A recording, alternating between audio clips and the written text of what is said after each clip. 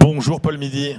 Bonjour. Paul Midi, vous êtes député Renaissance de l'Essonne. Alors plus précisément, vous êtes le député du plateau de Saclay. Alors vous participerez vous aussi au Day One d'avril. Donc voilà, l'idée c'était de défricher un petit peu les thèmes qui seront abordés lors de cet événement. Mais quand même, vous avez un parcours atypique dont il faut que vous nous parliez.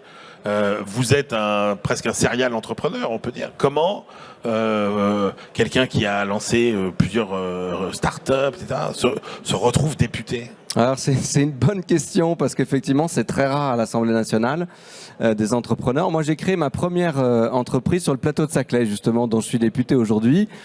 C'était une petite start-up qui s'appelait Gundi qui faisait des services informatiques, qui créait des sites internet ou des intranets. Et puis j'ai moi effectivement eu essentiellement une carrière d'entrepreneur. Vous connaissez peut-être l'aventure Jumia qui est la première licorne africaine, ouais. C'est le Amazon africain. Donc moi j'ai participé à toute cette aventure, développé plusieurs entreprises au sein de Jumia. Donc aventure exceptionnelle où on est parti de rien, on en a fait une licorne. Maintenant c'est une start-up qui est cotée en bourse. J'ai été directeur général de Frishti, peut-être que vous connaissez bien aussi, ouais, nos pépites de la food tech française. Et effectivement, comment je me suis retrouvé député. Vous vous êtes dit l'argent ne m'intéresse pas, ne m'intéresse plus. Ça, je le savais depuis longtemps que c'était pas. Évidemment, c'est important l'argent, mais c'était pas la chose la plus importante pour moi. Ouais. Moi, ce qui est important pour moi, c'est de faire partie de projets qui me dépassent et des projets dans lesquels on peut avoir un impact sur beaucoup de gens. Et donc, quand on fait une licorne de la French Tech, on peut avoir un impact sur beaucoup de gens, on peut changer la vie des gens. Mais je me suis dit quand même, moi j'avais cette petite passion politique depuis très longtemps, je me suis dit que là où on pouvait améliorer la vie des gens à une échelle la plus large possible, c'était en étant responsable politique et élu de la nation. Et donc c'est pour ça que je me suis lancé dans cette folle aventure de l'élection législative. Quels sont,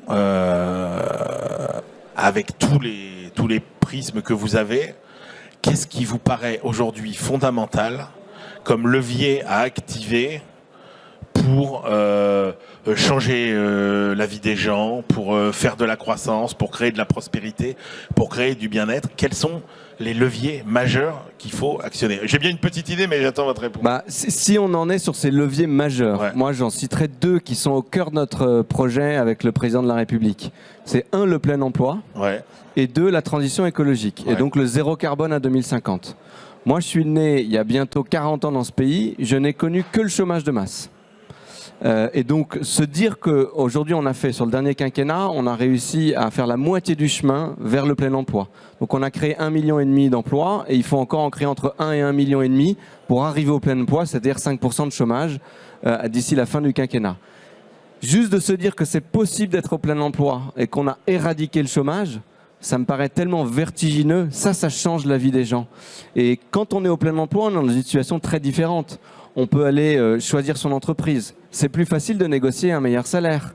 On a beaucoup plus de chances de s'émanciper et de choisir sa vie que quand il y a une chômage de masse.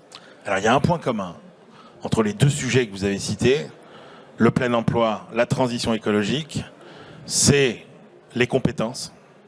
Et ça veut dire que pour tout ça, il faudra de la formation. Oui. Et je parle aux députés qui concentrent sans doute sur son territoire le plus de matières grises disponibles dans ce pays. Comment on fait pour élever notre niveau de formation? C'est un défi parce qu'il n'est pas bon. Hein, regardons le classement de la France dans le classement de l'OCDE, le classement PISA, on est mal classé. Sur la formation continue, on est mal classé. Est-ce qu'il n'y a pas là un chantier considérable? Alors oui, vous avez raison. Mais je vais quand même vous donner une bonne nouvelle, parce que vous parlez de mon territoire Paris-Saclay, c'est 15% de la recherche. C'est française. C'est un des pôles d'innovation, enseignement supérieur, éducation, recherche, innovation, les plus grands au monde, au niveau de la Silicon Valley. Et l'université, un des pôles de ce pôle d'innovation, c'est l'université Paris-Saclay. Et si vous enlevez toutes les universités américaines, c'est la première université au monde. Donc il y a aussi des bonnes nouvelles. Mais après, pour répondre à votre question, vous avez raison qu'on a un enjeu énorme sur l'éducation, l'enseignement, la formation. Et si je parle du numérique, par exemple, on a un objectif, nous, c'est d'aller former 400 000 experts du numérique supplémentaires dans notre pays. Ce sont des développeurs, ce sont des gens qui travaillent sur les produits Internet, ce sont des gens qui travaillent sur la gestion des réseaux sociaux. parce que ces métiers-là, on sait que dans les années qui viennent, on en a énormément besoin et qu'on n'a pas assez de gens qui travaillent dans ces métiers.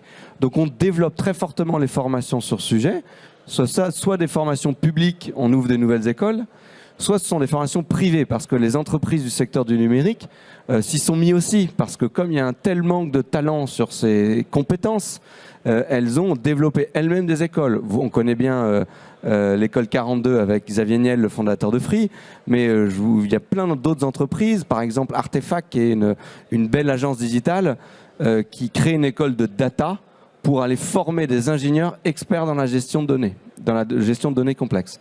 Donc il y a effectivement beaucoup à faire. Ça, c'est pour je dirais, le très court terme. Mais il faut aussi qu'on apprenne une nouvelle langue vivante à l'école. Cette langue vivante, ça s'appelle le codage informatique. Pour pas que trop de gens soient éloignés de la compréhension de qu'est-ce qui se passe dans le monde digital. Et donc ça aussi, c'est une de nos mesures qu'on va mettre en place dans les prochaines rentrées. C'est qu'à partir de la 5e, il y a des cours obligatoires pour apprendre le code dès le collège. Et c'est très important. Et c'est une nouvelle langue vivante. Et c'est grâce à ça qu'on va réussir à ramener beaucoup de gens dans le monde du digital et dans le monde numérique et faire cette transition et créer des emplois. Alors là où c'est passionnant encore de vous avoir, compte tenu de votre poste d'observation sur Paris-Saclay, c'est l'organisation optimale, j'ai envie de dire, de la coopération entre l'État, les universités, les entreprises privées.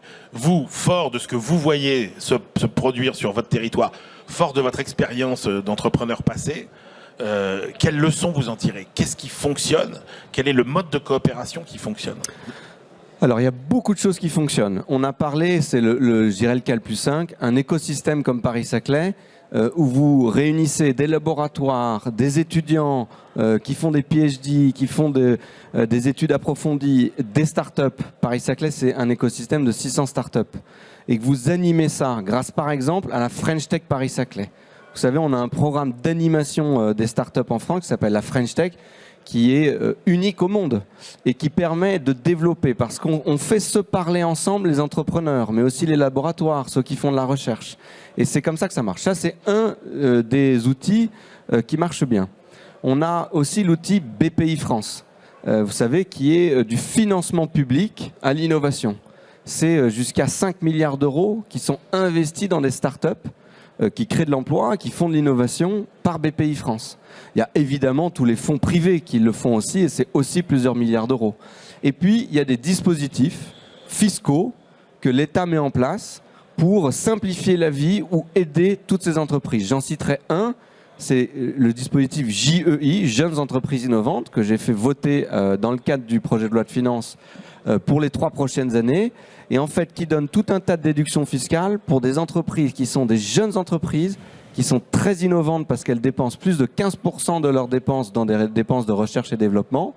Et on va les aider parce qu'on leur fera pas payer d'impôts sur les sociétés ou qu'on va leur baisser les charges sur les salaires des salariés qui innovent dans ces startups. C'est 4000 entreprises qui vont avoir accès à ce type de dispositif et c'est des pépites françaises qui sont en train de naître et d'être développées grâce à ça. J'en cite une parce qu'elle est fantastique, c'est Opium, peut-être que vous connaissez.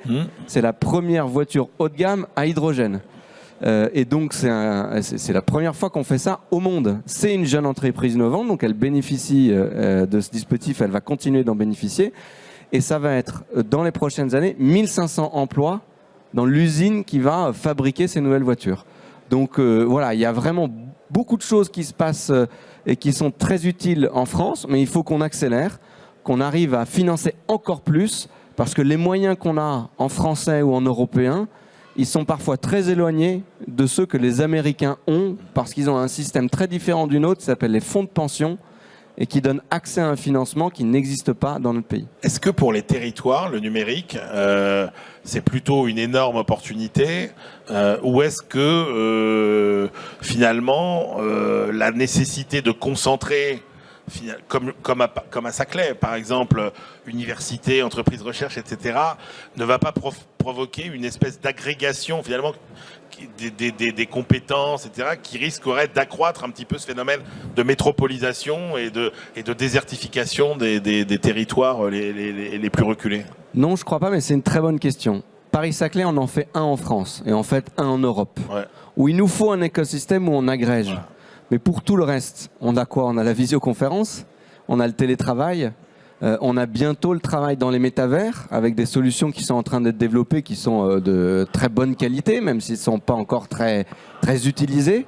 Et vous avez vu que depuis la crise du Covid, ça a été un drame, mais bien sûr un formidable accélérateur de cette capacité qu'ont eu les organisations et les entreprises et les startups à travailler aussi chacun dans son territoire, chacun dans sa zone.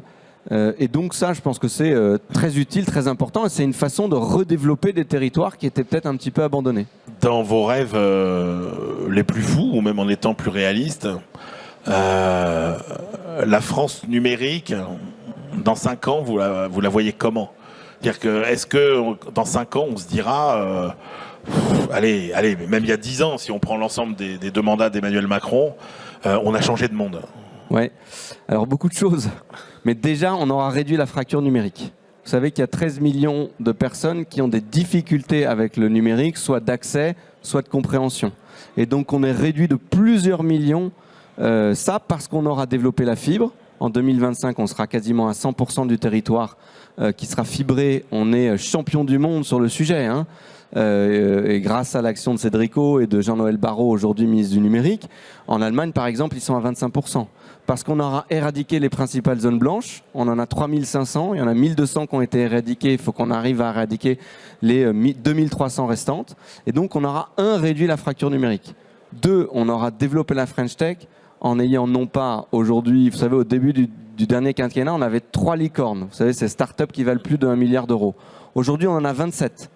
Eh ben, moi, j'espère qu'à la fin du quinquennat, à 2030, on se donne un petit peu plus de temps, on en aura 100, dont 25 vertes, c'est-à-dire 25 qui vont contribuer à la transition écologique. Et donc, on aura créé derrière ça des centaines de milliers d'emplois dans le numérique et dans le digital. Des nouveaux emplois. Et puis, troisième sujet, j'espère qu'on aura mieux régulé le monde du numérique. Vous savez, aujourd'hui, si vous regardez par exemple les réseaux sociaux, c'est le Far West. Honnêtement, on n'assure pas un bon niveau de sécurité à nos compatriotes dans les mondes numériques et en particulier sur les réseaux sociaux. Regardez Elon Musk qui vient de licencier la moitié de ses salariés, mais qu'est-ce qu'ils faisaient ces salariés chez Twitter? Ils faisaient de la modération, ils étaient là pour aider à maintenir la sécurité dans le monde numérique qu'est Twitter. Et donc on a le DSA et le DMA qui sont 2 règlements européens qui arrivent en France en janvier, qui vont être une première étape pour réguler ces mondes numériques, pour qu'on vive d'une façon civilisée dans ces mondes numériques. Et j'espère que d'ici la fin du quinquennat, on vivra d'une façon beaucoup plus civilisée que ce qu'on vit aujourd'hui. Alors, civilisé oui, mais autonome, parce que la question, et c'est la dernière question que je vais vous poser, vous avez dit tout à l'heure, les Américains et les Chinois notamment ont des moyens d'investissement considérable. Oui. Alors vous êtes très optimiste et vous avez donné des bonnes raisons de l'être, mais quand même, est-ce qu'il ne faut pas redouter que dans cette grande course technologique entre les 2 grandes puissances, l'Europe se laisse distancer finalement? Est-ce que l'Europe a encore une chance de rester dans la course technologique face aux États-Unis et à la Chine? Oui, mais vous avez raison, c'est une course et une compétition qui est très forte. Et il faut qu'on fasse quelque chose de différent de ce qu'on faisait ces dernières années ou ces dernières dizaines d'années ou depuis le début de la construction européenne. C'est d'éviter d'avoir une Europe ouverte à tous les vents, une Europe qui ne se défend pas face à ces 2 géants-là et qui est seulement une espèce de marché libre où il n'y aurait que de la concurrence. Non, il faut, et c'est ce que fait d'ailleurs le président de la République et c'est ce qu'on fait avec la majorité présidentielle, il faut qu'on parle souveraineté. Souveraineté française et souveraineté européenne. Et donc il faut qu'on arrête d'être un petit peu naïf, ce qu'on a été depuis le début de la construction européenne, parce que voilà, on a laissé faire, ou on a limité la capacité de champions européens à se développer, parce qu'on a voulu être très tatillon sur la réglementation, ou parce qu'on a voulu absolument avoir un droit de la concurrence qui était appliqué parfaitement. Là où les Américains et les Chinois, ils avaient une stratégie très différente. Donc il faut construire l'Europe pour ça, parce que si on ne travaille pas en européen, on n'a aucune chance de se battre face aux Chinois et à nos amis américains. Mais il faut qu'on aille beaucoup plus loin dans cette construction européenne. Merci beaucoup, Paul Midi. Je rappelle que vous êtes député Renaissance et membre du Conseil national du numérique. Merci à vous.